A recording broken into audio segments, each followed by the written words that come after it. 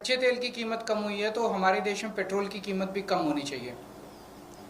हमारी कैलकुलेशन ये दिखाती है कि हमारे देश में अब पेट्रोल की कीमत 82 रुपये पर लीटर तक पहुंच जानी चाहिए, उससे भी कम होनी चाहिए। 82 रुपये में प्योर पेट्रोल मिलना चाहिए, E20 नहीं मिलना चाहिए।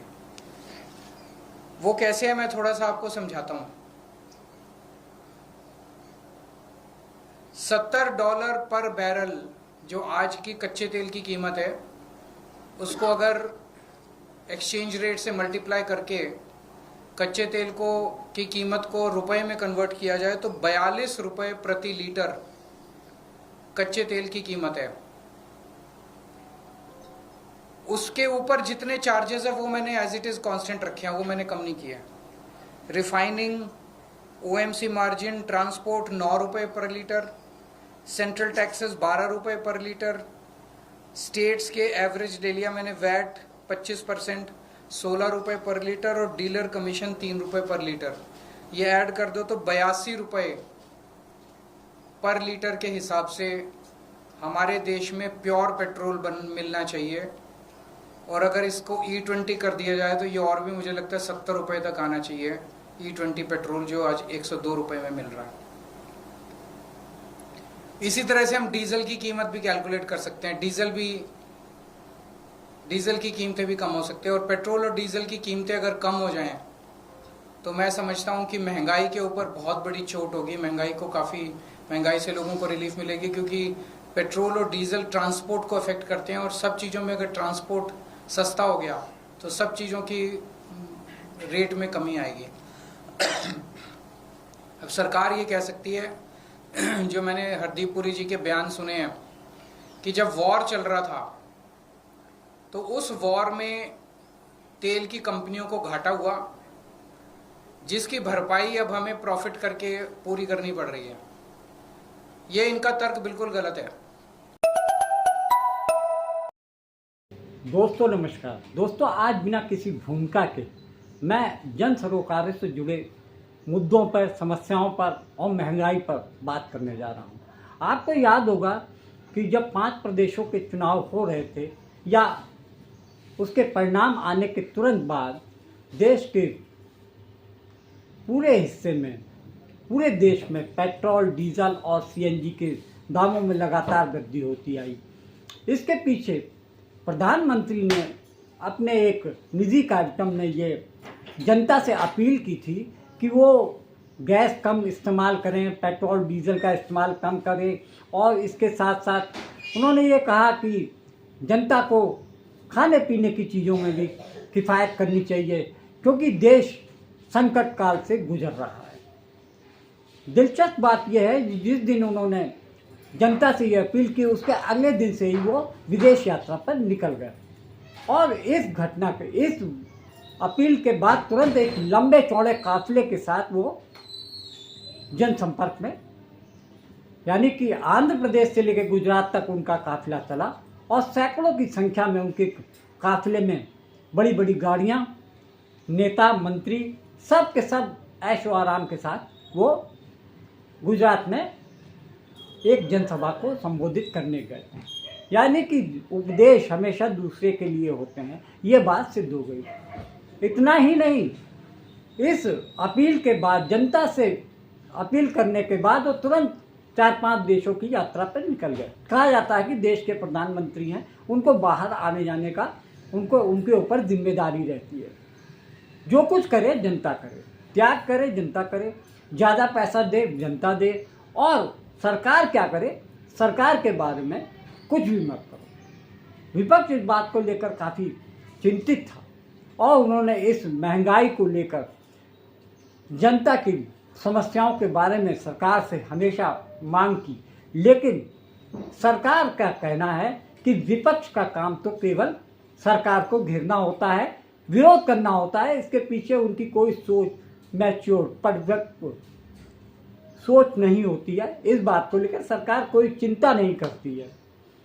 आपको बता दें कि जब चुनाव चल रहे थे तो भारी लाव लश्कर के साथ पूरी कैबिनेट, सेंट्रल की हो या स्टेट की हो, वहाँ पर प्रधानमंत्री से लेकर पूरी कैबिनेट, अमित शाह, जेपी नड्डा यानी कि पूरी मंत्रिमंडल प्रचार करते उन प्रदेशों में दिखे जहां पर चुनाव हो रहे थे।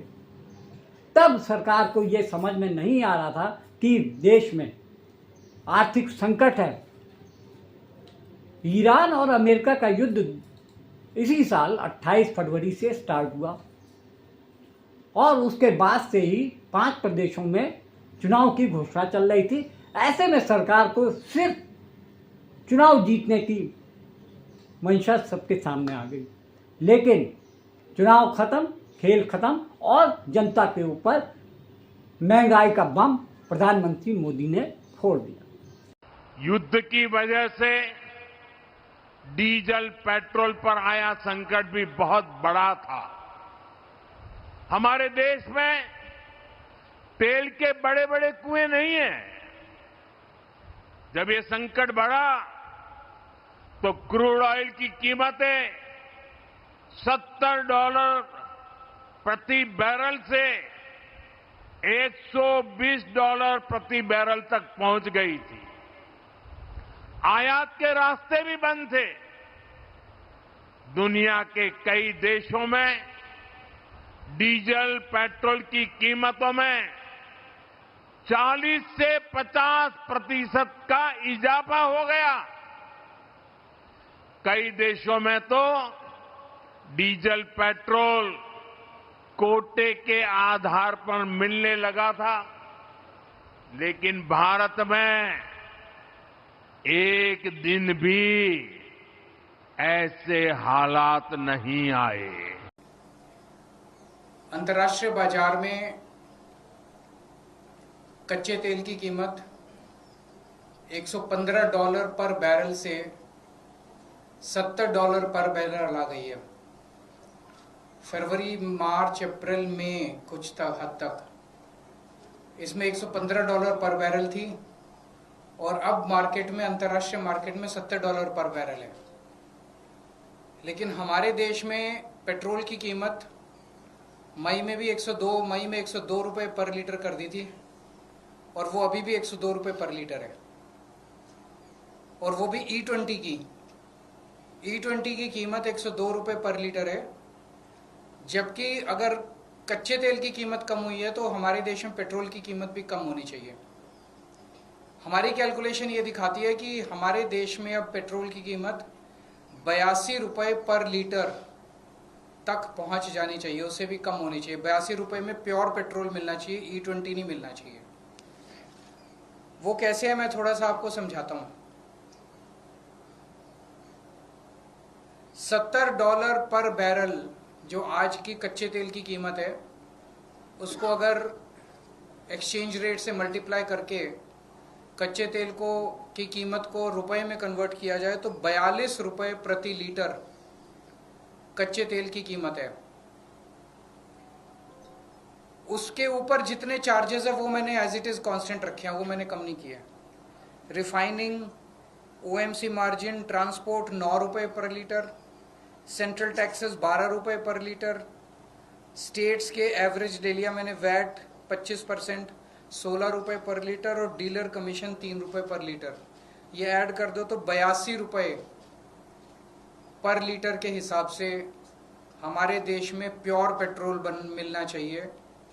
और अगर इसको E20 कर दिया जाए तो ये और भी मुझे लगता है 70 रुपए तक आना चाहिए। E20 पेट्रोल जो आज 102 रुपए में मिल रहा है। इसी तरह से हम डीजल की कीमत भी कैलकुलेट कर सकते हैं। डीजल की कीमतें भी कम हो सकती है, और पेट्रोल और डीजल की कीमतें अगर कम हो जाएं तो मैं समझता हूं कि महंगाई के ऊपर बहुत बड़ी चोट होगी। महंगाई से लोगों को रिलीफ मिलेगी, क्योंकि पेट्रोल और डीजल ट्रांसपोर्ट को अफेक्ट करते हैं, और सब चीज़ों में अगर ट्रांसपोर्ट सस्ता हो गया तो सब चीज़ों की रेट में कमी आएगी।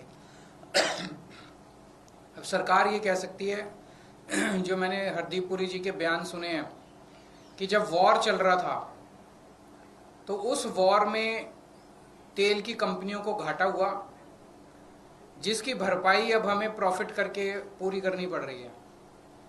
ये इनका तर्क बिल्कुल गलत है। 2014 से लेके आज तक 6 बार अंतर्राष्ट्रीय मार्केट में कच्चे तेल की कीमत काफी कम हुई है।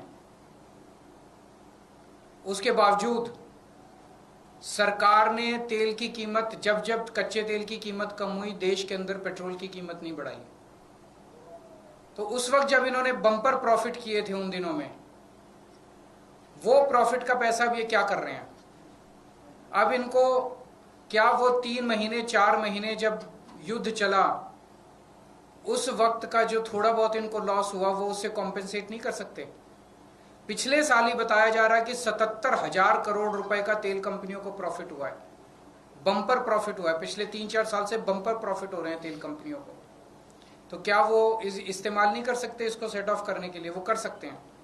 तो जो अभी हम लोगों से 102 रुपए चार्ज किए जा रहे हैं वो बहुत ज़्यादा है, और मेरी देश के लोगों की तरफ से सरकार को डिमांड है कि आप तुरंत इसको 82 प्योर पेट्रोल अब 82 रुपए प्रति लीटर देना चालू कीजिए। जनता को समझाने के लिए प्रधानमंत्री मोदी जब तब अपील करते रहते हैं, और इस बार भी चुनाव के ठीक बाद सरकारें बनने के साथ साथ उन्होंने पेट्रोल, डीजल, सीएनजी और रसोई गैस के दामों में भारी बढ़ोतरी करते हुए जनता का समर्थन मांगा, सहयोग मांगा कि हम आर्थिक संकट से गुजर रहे हैं। कारण यह है कि अमेरिका और ईरान के बीच में युद्ध चल रहा है, जो कि जहां से पेट्रोल, डीजल और सीएनजी, रसोई गैस सब ईरान की तरफ से आती है। ऐसे में जनता से वो अपील करते हैं प्रधानमंत्री कि आप हमारे साथ सहयोग करिए, समर्थन दीजिए, और जो महंगाई बढ़ रही है उसको आप सहन करने की क्षमता रखिए। हालात यह है कि 28 फरवरी से पहले देश में जो पेट्रोल, डीजल और सीएनजी आ रहे थे उनके दामों में काफ़ी तेजी देखी जा रही थी। जनता ने भी इस बात को मानते हुए ये कहा कि ऐसे संकट के समय में सरकार का साथ देना चाहिए। और उस समय 28 फरवरी तक $70 प्रति बैरल के हिसाब से पेट्रोल, डीजल और क्रूड ऑयल आता था। आज हालात ये हैं कि $70 प्रति बैरल के रेट गिर चुके हैं, और सरकार इस मामले में बिल्कुल भी चिंतित नहीं है कि जनता के साथ जो हमने 5 रुपए से लेकर 7-8 रुपए तक पेट्रोल, डीजल और सीएनजी में बढ़ाए थे, वो जनता को राहत देने का काम करे, क्योंकि विश्व बाजार में क्रूड ऑयल के रेट गिर चुके हैं। ऐसे में विपक्ष सरकार पर यह दबाव बनाने की कोशिश कर रहा है कि जब सरकार ने अपील की थी, विश्व संकट चल रहा था, ईरान और इराक के बीच में युद्ध चल रहा था, ऐसे समय में जब देश की जनता ने प्रधानमंत्री की अपील को मानते हुए, उनके सभी बातों को ध्यान में रखते हुए बढ़े हुए रेटों के साथ पेट्रोल, डीजल और सीएनजी खरीदा, रसोई गैस खरीदी, तो ऐसे में सरकार जब रेट मार्केट में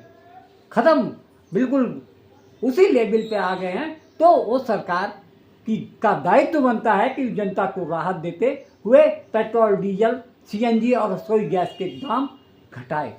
लेकिन सरकार की मंशा ऐसी दिख नहीं रही है। लोगों की बातों को अनसुना करते हुए ये दिखाया जा रहा है कि हमारी जो देश की तीनों तेल कंपनियां हैं, चाहे वो इंडियन ऑयल हो, हिंदुस्तान पेट्रोलियम हो या भारत पेट्रोलियम हो, ऐसे में उनको काफ़ी नुकसान हुआ।